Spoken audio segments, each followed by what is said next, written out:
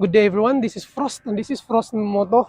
First, thank you God for allowing this to happen. And second, Sir Chris, thank you for allowing me to borrow and review your Kawasaki Ninja 400 2023 version. So, before we begin, you know what to do. If you want motorcycle, push the subscribe button. And if you want updates, push the notification bell.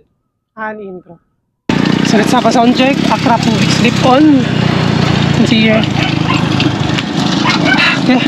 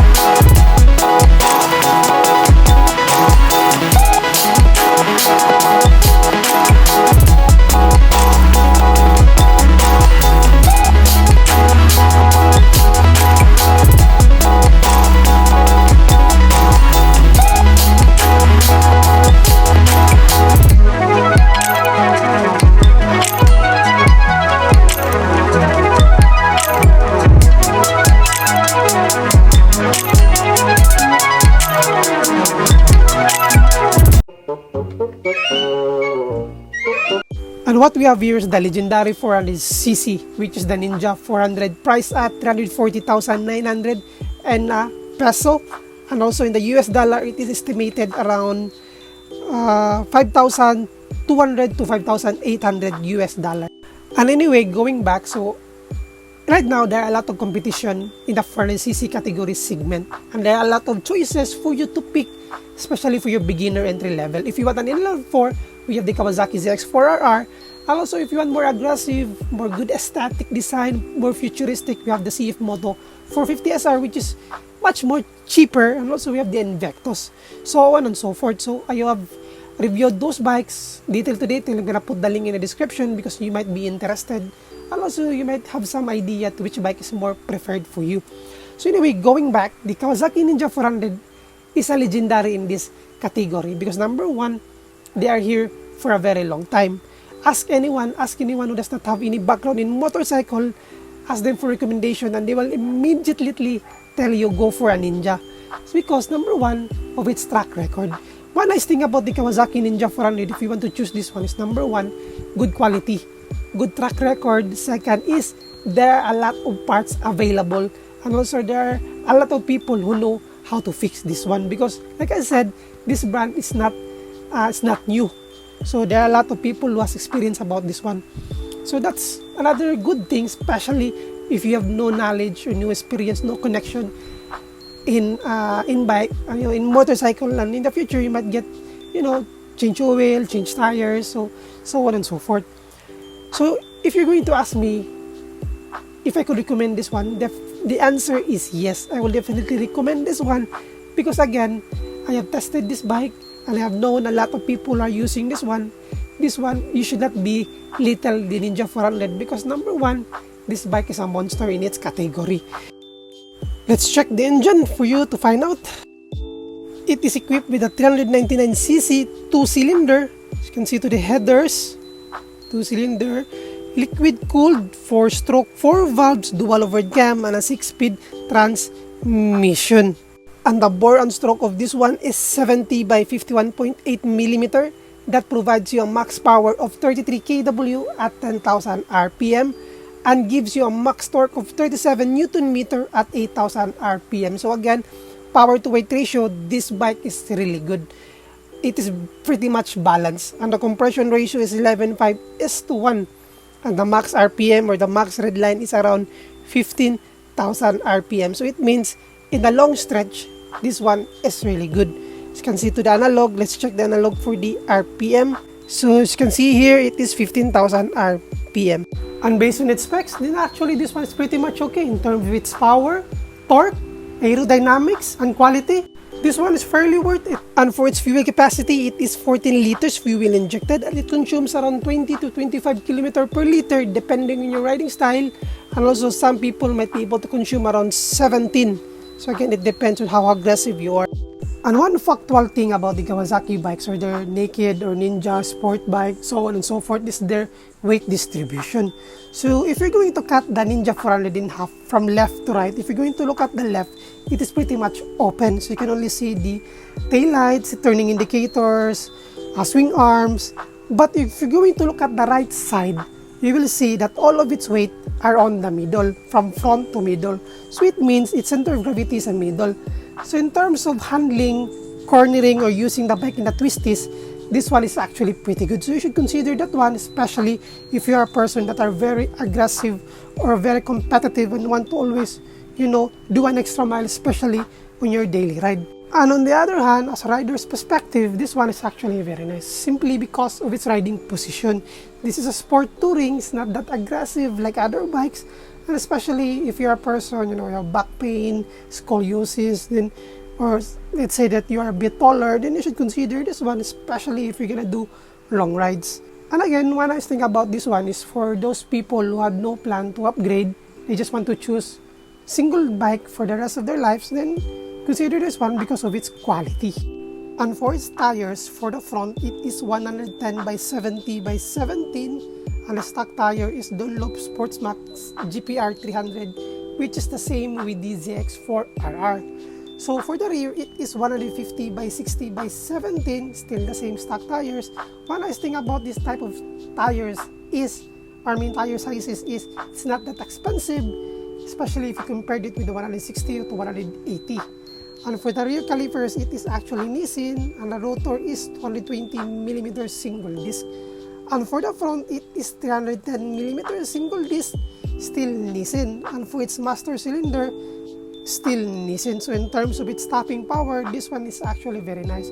This kind of brakes is really good in terms of cornering, sudden brakes, and the quality is also very nice. And for its suspension, it is pretty much standard. So if you're a person that is really aggressive and mindful about the suspension, then choose another bike. So for its front, it is KYB 41mm standard, and for the rear, it is KYB Unitrack, gas charge shock, and a preload adjustability. So like I said, if you're an adrenaline junkie guy, and if you want to corner, and if you want, specific in terms of your weight and your suspension, then choose the ZX4RR because that one has a better suspension compared with the Ninja 400. And also, this is a sport touring. So this bike is for those people who are really engaging into beginner 400cc category bikes, which is actually very nice. As you can see here for the frame, like I said, you can cut it in the middle. Like I said earlier, if you're going to cut it in the middle and look at for the rear, it is pretty much open because all of its weight are in the middle. So in terms of its center of gravity and also for its handling, this one is very nice. Alright, let's check for the other details. So clutch is very light. You can see for the grips, very nice quality, Kawasaki alike. So for the clutch, it's very light because it has a slipper clutch. So anyway, most of their clutches are very light. So passing light, high beam, low beam, turning indicators, horn, kill switch, start. And for the right, brake lever, it does not have any adjustment. So what you see is what you get. So for the key, it has an immobilizer in it. It has a chip. So you cannot duplicate the key without asking a help from Kawasaki. So let's turn it on. You can see here, chicken gen, neutral, ABS. Here's the RPM, the right side, speed, auto, fuel, temperature, neutral, gear indicators, time. So do the select button. So anyway, we don't have enough time to check it every detail. So this is pretty much basic. So one other thing that I love about the Kawasaki is their display. It's semi-analog. So here's the light is LED, turning indicator is bulb, and for the rear, backlight is LED, turning indicators are bulb. So the purpose of that is maybe because a lot of people will just replace it with the tail tidy. And so you can see the hook here, or you can, the reason of it is very innovative. So there are a lot of people who want to buy a bike but they don't have any plan to upgrade, and they want to do long travel, so you can put your luggage there and hook them so it can be safely secure. So you can see for the foot peg also, the purpose of that is it's an indicator that you are in your maximum leaning corner, so it's a warning. And what else? So actually, foot peg is actually very nice, very what do you expect. So for the muffler, it is Acra Puvic slip-on, like I said earlier. Catalytic is still there, so this is just a standard, not legit. So anyway, if you're wondering what are the purpose of these holes, there's a reason of it. It's not just aesthetic only. The purpose of it is extra airflow, and aside from that, when the fan starts to turn on, the heat will be dissipated, so it wouldn't hit your legs. As you can see here for the radiator, so you need to put some radiator guard for extra safety for your radiator fence, so it wouldn't get damaged. I mean, let's be honest, if you're looking for, a lot of features for the price point of that, then you wouldn't expect much more. Because for the features, it only has 2, which is very much standard. It has dual channel ABS, assist sleeper clutch. So actually, it's kind of nice anyway. So that's the ABS, because if you want a lot of features like quick shifter, adjustable suspension, then add more money, you can go to ZX4RR or even different bikes. So this is an entry-level beginner bikes, which is pretty much okay. So anyway, bottom line is, if this bike is worth it, yes, it is totally worth it for a price point, and also it's a Kawasaki 2-cylinder, and it can offer you the speed and adrenaline that you want. And also, this bike is pretty much competitive in the market. And for the tank, it's metal, like I said. It is actually very nice. Seat quality is very nice. Rough texture for the pillion seat, good. So again, if you're gonna have an OBR, don't expect for it to be easy. So 400 logo here. Quality of plastic is nice. Side mirrors can be tucked in, so especially in your attack position or in traffic, so you can at least change it, which is actually very nice. So the visor is quite small, so you want to change it for a bigger one. And let's check for the other details here. So you can see here the writings here. You have the tire sizes and rear change sizes, which is very nice, which is very good. So the shock. So anyway, bottom line is this bike is pretty much okay. It's worth it. It's 2-cylinder, can go the top speed that you want, and it has torque, so it's pretty much worth it, and it's okay. And alright, so you can see here, like I said earlier, plenty of plastic is nice. You can see the grips, and the purpose of that is to dissipate the heat in the radiator. So side mirrors, LED headlight. And even though the design of the Ninja 400 has not been updated for quite some time, you can actually say that the aesthetic is actually still very nice. The design is still competitive to the other newer brands, but still, this is a Ninja, which is actually becomes very famous. And when you ride this one, you will have the confidence, the aesthetic, the quality of Kawasaki. So let's go for dimension. Again, I am 5'11". So seat height is 785, so I am flat-footed.